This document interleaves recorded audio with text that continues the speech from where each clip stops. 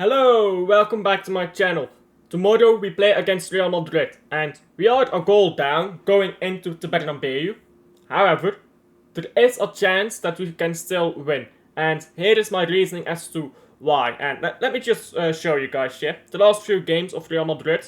So if you ignore Man City's game, they've not been having good results. Like Brest is the last good game they had. Before that they were struggling at moments, but if you go to Espanyol, very beatable team, they lose. They struggle to get past Legani. Legani is like the equivalent of, I don't know, not Brentford. Brentford is really good this season. Probably some lower team in Premier League. Maybe Leicester. The equivalent of Leicester. Real Madrid drew Atletico Madrid at home. Then they do beat us, but after that, they draw Osasuna. Now, top of La Liga is currently Barcelona on goal difference. Real Madrid second on goal difference. So Real Madrid, they did beat us, but if you look at their latest results, they have not been very good. So that is my reason why we can still beat them here at the Bernabeu. After what we have seen from Man City, I guess, and the Newcastle game. And here is a few things that are very important to get right. The half space here on this side is incredibly important, because that's where Marmoush is going to be. And this is kind of what we saw against Newcastle. Marmoush is going to go into here, Foden is going to go into here, and Guardiola is going to push up. And it's a very fluid system, so any one of these three players can really be anywhere, but this is basically the general concept. And why is it so important? When Marmoush makes runs, he either frees up Haaland, or Haaland frees up Marmoush through his shared gravity. And that means either one of Haaland or Marmoush can be found in the box. And that is how Marmoush scored a hat-trick against Newcastle. You look at his first goal. His first goal was just a really good ball over the top by Ederson, I believe. Haaland is here, two defenders on Haaland. So when Marmoush makes his run, Ederson finds him, he is through, he scores. Second goal, actually I can't remember if this is his second goal or his third one, but he receives a ball here in this half space from Gundogan. He turns around a bit and he shoots. Why does he have so much space? Because Haaland is in the box and two defenders are on Haaland. His third goal, what happened in that third goal? Haaland was on the far post, Guardiola was kind of around here, Foden was standing here to pick up any loose balls. Marmoush was in the box, going to the near post, and Savinho had got inside. So either Savinho could have passed to this near post, and we would have had a tap in, or he could have cut it back, which he ended up doing, and he could have had a tap in a different way, maybe a bit easier, and that's how he scored his hat-trick.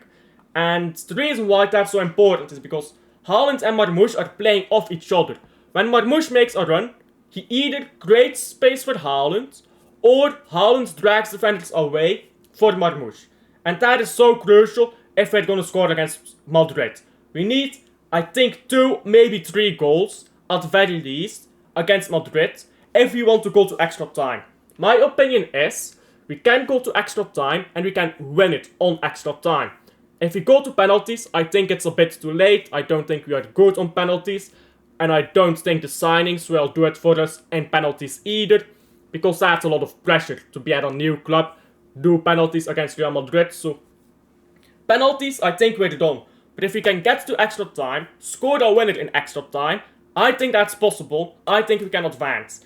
And if we score 3 goals and we, let's say, concede only 1, I mean, then we're through. Then we're just through. Because we lost 2-3. So if we win by 2 goals, we're through anyways. No extra time.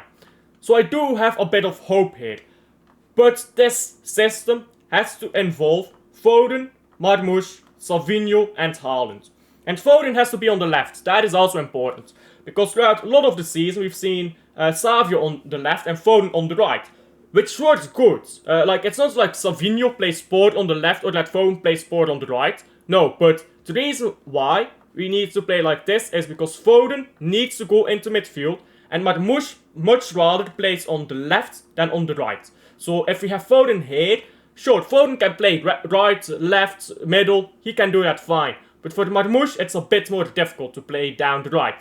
and maybe instinctually he doesn't do it as well. Savinho, he's very capable of playing left or right, as we saw by the fact he got an assist from the right, cooking Hall, and getting the ball to Marmoush.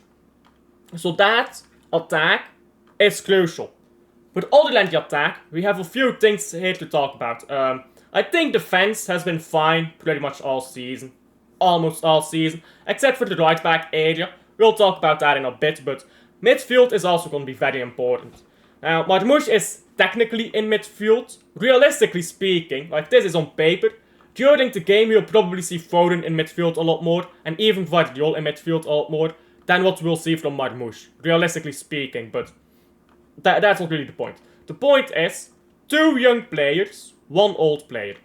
That is how we need to keep this midfield. All game long. I don't want to see 3 young players in there, because experience does matter. I don't want to see 2 old players in there, because we need energy. Let's say maybe, I don't know, De Bruyne. I don't want this. We need energy. So, I guess you could have McAtee, Kovacic. I guess you could do this, but I don't like this, because De Bruyne can go down, play on the left wing, but Foden is a bit better at that, I think. To overlap with Marmoush and stuff. I think Foden is just better at that. And Foden in the 8 is not as good as Kovacic in the 8, in my opinion. So this is really my preferred system for this game. Where is Kovacic? Here he is, if I can click correctly. I don't think we need to talk about defense a lot, if I'm being honest. If I'm being completely honest, and you guys need to tell me your opinions. This defense is just fine. We don't really need to talk about this. Like, okay, you don't want Gusanov playing, okay, you have Akanji. You don't want Akanji playing, okay, you put, I don't know, Stones right back. And then you put maybe Akanji centre back, or you put Ake on the pitch, depending on his fitness. Or you put Gusanov centre back, like, this is fine. I think that this is fine. So, I'm really not concerned about the defense. If we lose, it's not because of the back 4. It's because of this midfield. Like, that's the blatant truth. And if we get a draw, it's because the attack probably didn't do enough. But I'm also not very worried about the attack. Now, before we round this video up here, I do just want to talk about potential substitutes. And these are the most likely substitutions in my opinion. Grealish will be a fun conversation to be had. So, De Bruyne. I think De Bruyne just seems very logical. Let's say we are winning 1-0. Let's say we are winning 1-0. Marmoush has played quite a bit. Foden is tired, right? Maybe Kovacic is getting tired too. I think it's very logical to bring on De Bruyne 10. Put him in the 10. Drop Foden down into the 8. And maybe bring on McAtee as well. And then you have this. I think that makes a lot of sense. I think it's very fluid still. I think it has a lot of energy. You could do this as well, but that's a big ask for McAtee. I think this is very comfortable. I think we'll still be solid. And again, it's 2 young players and an old player. And that's really, if for the rest of the season, that's the midfield you'll see me set up. Except for teams like Ipswich. Against Ipswich, you might see me put up a bit of an older midfield. But for the majority of the season, you will see me put up 2 young players with 1 old player. And I think that balance is incredibly important. Doku may come on if we need a goal for Savinho. So he can go down the left or right. If we really need a goal, maybe in extra time he can also come on. Lewis can actually come on for the midfield as well, I think. But physicality against Real Madrid may be a bit of a problem. And Grealish. Grealish can also come on in midfield. Let's say Grealish and obviously this is the problem with Grealish in my opinion.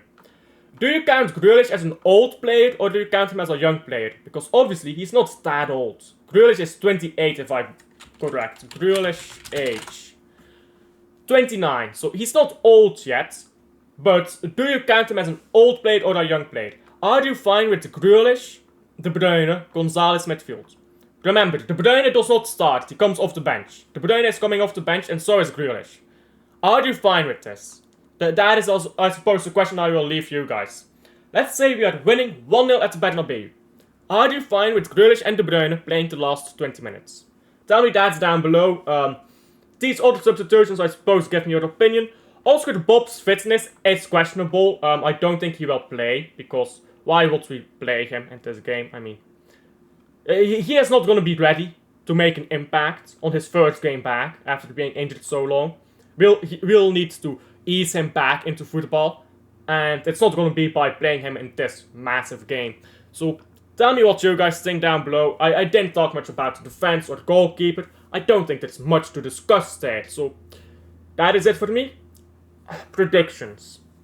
I will go 1-2 to Man City, and we win in extra time. I will go 1-2 in regular time, and then I'll win it in extra time, and I think the goal scorer will be... You know what? I'm taking the piss. Nico Gonzalez. I am taking the piss. Nico Gonzalez scored the winner in extra time. There you go, that is my prediction. I promise you, there's no bias behind that prediction. Ignore the shirt behind me. There's no bias in that prediction. Like and subscribe if you haven't already. And I'll see you guys on the next one. Bye.